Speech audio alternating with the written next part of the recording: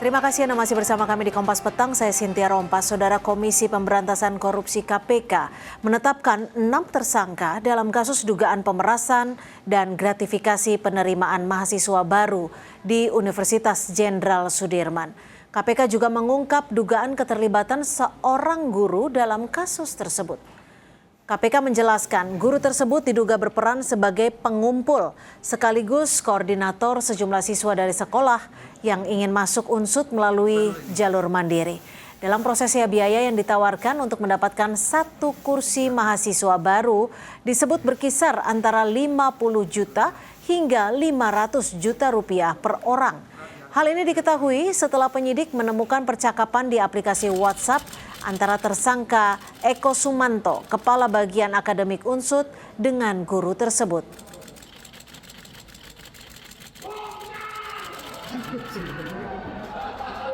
Transaksi atau negosiasi terkait pungutan-pungutan kepada calon mahasiswa baru yang melalui ketua, yang melalui orang tua, dan melalui guru ini juga dilakukan oleh saudara IS. Nah, biasanya kalau yang kami sudah dapatkan sementara begitu ada beberapa kelompok siswa dari SMA yang kemudian dikoordinir oleh seorang guru begitu. Nah, ini guru ini yang kemudian ada kami temukan percakapan di BBE-nya dengan saudara IS yang kemudian ini ada tawar-menawar jumlah kuotanya dan juga tawar-menawar terkait per orangnya, per kepalanya itu berapa. Berkisar antara ada 500 sampai yang paling tinggi itu 500 sampai yang paling rendah itu ada 50 juta. Sementara proses hukum terhadap dugaan korupsi berjalan di KPK, Universitas Jenderal Sudirman masih menginvestigasi para mahasiswa kedokteran yang masuk melalui jalur mandiri dan diduga dengan cara suap, termasuk membahas soal sanksi yang nantinya perlu diambil jika ditemukan pelanggaran kuat.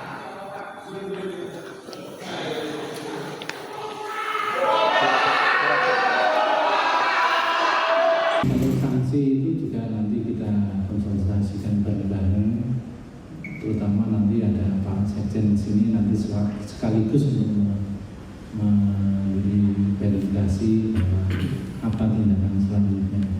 Kiranya itu yang bisa kami sampaikan. 6 tersangka dalam kasus dugaan pemerasan dan gratifikasi penerimaan mahasiswa baru di Universitas Jenderal Sudirman dibagi dalam 3 klaster. Klaster pertama, Wakil Rektor 3 Bidang Kemahasiswaan Unsud diduga meminta uang 650 juta rupiah ke orang tua calon mahasiswa Fakultas Kedokteran Jalur Mandiri melalui 2 perantara yang merupakan oknum partai, di mana klaster kedua saudara yakni Rektor Unsud Ahmad Sodik yang memberikan kode perintah kepada tersangka Mulyono keponakannya untuk tidak meminta uang di awal. Dan klaster ketiga, Kepala Bagian Akademik Unsud yang melakukan tawar-menawar mahar dengan pihak pengepul siswa atas sepengetahuan Ahmad Sodik. Dalam operasi tangkap tangan ini KPK menyita uang tunai senilai 665 juta rupiah dan saldo dalam rekening senilai 99 juta rupiah. Lalu apakah bakal ada tambahan tersangka dalam kasus dugaan korupsi penerimaan mahasiswa baru di Universitas Jenderal Sudirman Purwokerto? Usai KPK mengungkap pada dugaan keterlibatan guru. Kita bahas bersama Koordinator Divisi Edukasi Publik Indonesia Corruption Watch, Nisa Rizkia Zonzoa. Mbak Nisa, selamat sore. Halo, selamat sore Mbak.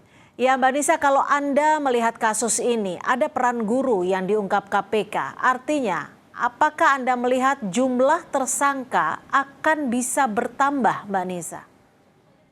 Iya, dalam kasus yang menjerat rektor dan wakil rektor Unsud dalam kasus penerimaan mahasiswa baru, korupsi penerimaan mahasiswa baru, dan ada guru yang terlibat, rasanya ini sangat mungkin jumlah tersangka nanti akan bertambah. Karena dalam hal ini harus dilihat bahwa tindak pidana suap itu biasanya juga harus ditelusuri tidak hanya penerimanya, tapi juga siapa pemberinya dan melibatkan siapa saja di dalamnya. Karena biasanya kalau kita bicara suap itu ada rantai yang cukup panjang, kadang tidak hanya melibatkan antara pemberi dan penerima, tapi juga ada pihak lain dalam hal ini misalnya kalau dalam contoh kasus yang unsur guru sebagai pengepul. Ya. Karena guru sebagai pengepul pun itu sudah salah gitu ya. Di situ sudah jelas ada mens rea-nya, ada niat jahat gitu ya, sehingga besar kemungkinan dan seharusnya memang KPK juga menelusuri dan menindaklanjuti, tidak hanya berhenti pada rektor dan wakil rektor.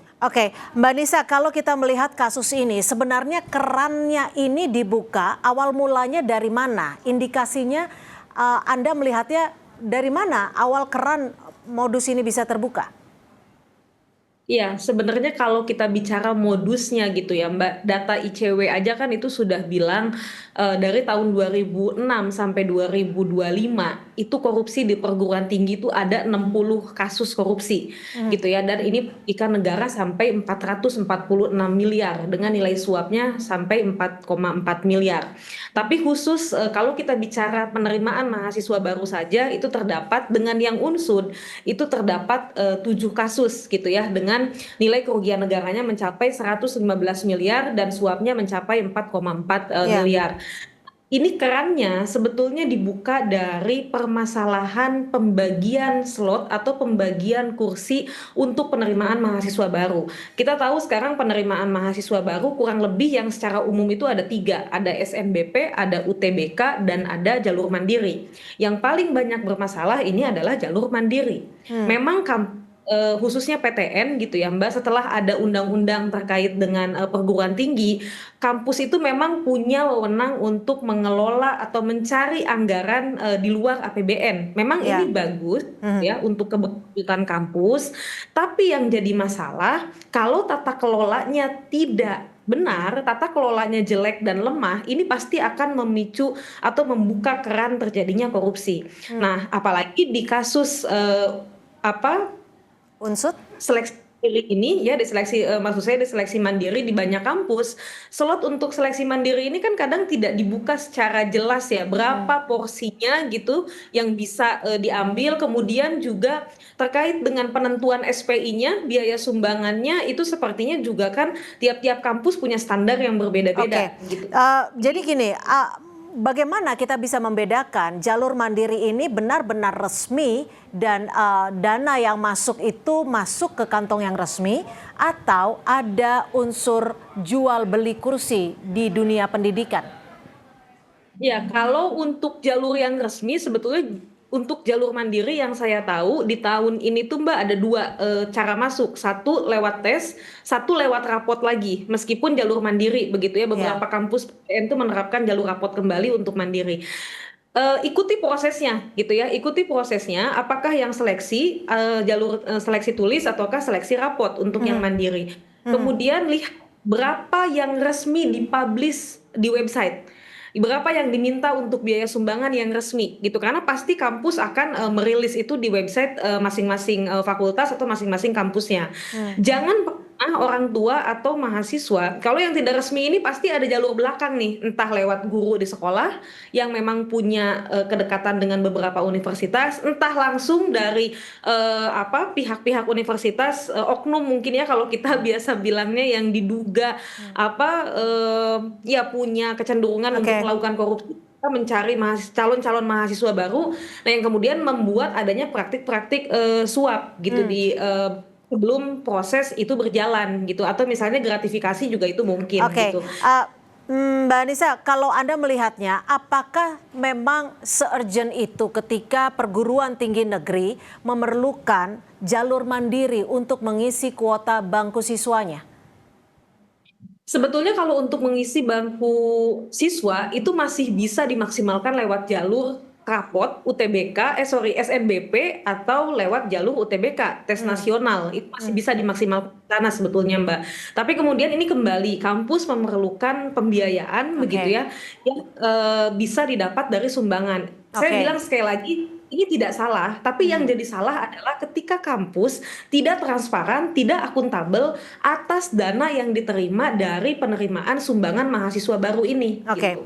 kalau dari Mbak Nisa sendiri melihatnya, apakah kasus ini bisa dilihat sebagai kasus kejahatan di dunia pendidikan yang lebih besar, atau sebenarnya ini adalah kasus kejahatan korupsi individual? Ini kalau bagi saya kasus kejahatan korupsi pendidikan. Karena masalahnya Mbak, dengan jalur mandiri aja sebetulnya itu harus sudah dievaluasi oleh pemerintah. KPK sejak lama sudah bilang jalur mandiri itu adalah potensi korupsi. Apalagi udah banyak kasus korupsinya. Dan yang kedua, kenapa saya bilang ini kasus di pendidikan, ini menggerus meritokrasi gitu. Jadi orang yang memang punya kemampuan, orang yang memang pintar, calon mahasiswa yang pintar dan punya kemampuan, itu belum tentu bisa masuk lewat jalur mandiri pun kalau dia tidak punya uang gitu. Nah ini masalah, sehingga ini yang menjadi penting begitu ya untuk kedepannya jalur mandiri ini dievaluasi oleh pemerintah sehingga lebih transparan, lebih akuntabel gitu. Oke, harus ada evaluasi. Singkat saja, menurut Anda, apakah ini hanya terjadi di Unsud atau ada PTN-PTN lain? Kalau saya melihat ini sangat mungkin, dugaannya sangat mungkin terjadi di PTN-PTN lain karena trennya ada Mbak, yang tadi saya bilang kan dari 2006 sampai 2025 itu udah 7 kasus gitu ya, sehingga tidak menutup kemungkinan ada tren bisa terjadi di kampus lain, sehingga pemerintah terutama Kemendikbudristek itu harus segera turun tangan untuk melakukan evaluasi. Kalau tidak, saya di tahun-tahun berikutnya kasus semacam ini akan terjadi lagi, dan yang lebih ironisnya ini semakin meminggirkan mahasiswa atau calon penerus bangsa yang mau kuliah tapi punya hanya bermodal kepintaran aja gitu, kemampuan aja, prestasi Artinya aja, tapi nggak apakah punya. diperlukan sanksi bagi mahasiswa yang terbukti melakukan ataupun masuk melalui jalur mandiri dengan cara dalam tanda kutip yang tidak benar ini? Ya, saya rasa itu harus, karena kalau hanya kepada pihak penerima, ke depan mungkin orang tidak akan ada efek jera, tidak akan khawatir ya untuk melakukan tindakan serupa gitu untuk menyuap. Kemudian juga harus diingat kalau memang nanti hasil penelusuran KPK ini betul terjadi memang suap, suap itu secara tindak pidananya menjerat kedua belah pihak, penerima dan pemberi begitu. Oke, celah terbesar Mbak Nisa menurut Anda yang perlu diperbaiki agar kasus serupa tidak kembali terjadi?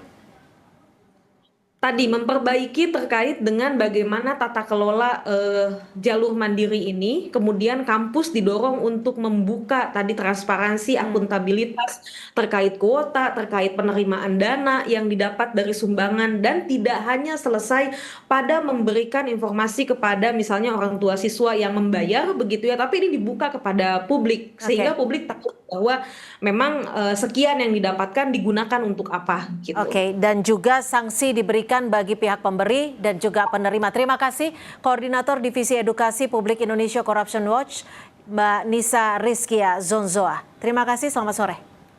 Selamat sore.